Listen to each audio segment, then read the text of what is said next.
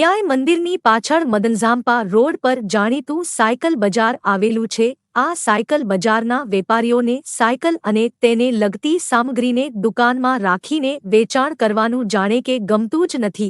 પરિણામે આ રસ્તાની ફૂટપાથો પર અને છેક રસ્તા સુધી દુકાનદારો સાયકલોનો ખડકલો કરે છે।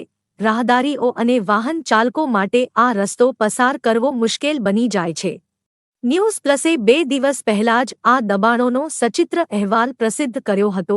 જાણે કે તેની નોંધ લીધી હોય તેમ શહેર પોલીસની ટ્રાફિક શાખાએ આજે મદનઝામ્પા વિસ્તારમાં દબાણ હટાવો ઝુંબેશ હાથ ધરી હતી।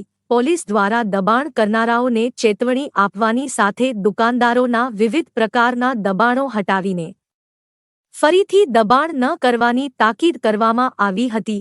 જો કે આ વિસ્તાર શેઠની શિખામણ ઝામ્પા સુધીની કહેવતમાં અતૂટ વિશ્વાસ ધરાવે છે અને દબાણ દેખાડા પૂરતા હટી જાય છે પછી મોકો જોઈને ફરીથી દબાણ કરવામાં આવે છે। વિગત વર્ષોમાં સંખ્યાબંધ વાર મનપા અને પોલીસ દ્વારા અહીંથી ખાસ કરીને સાયકલના વેપારીઓના દબાણ હટાવવામાં આવે છે।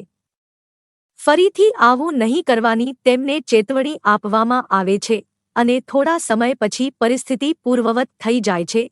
સરહદ પર પાકિસ્તાન વારંવાર સીમાનું ઉલ્લંઘન કરે એવું અહીં પણ થાય છે। પોલીસ કે મનપાની ટીમ ત્રાટકે એટલે ડહાપણ બતાવી બધું હટાવી લેવામાં આવે છે અને આ ટીમોની ઘોંસ હટતા બિલ્લીપગે ફરીથી માલસામાન ગોઠવાઈ જાય છે।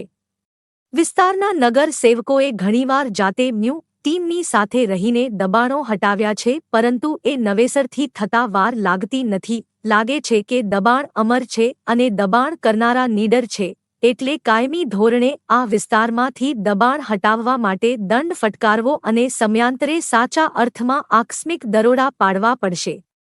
તો જ કાયમી ઉકેલ આવશે।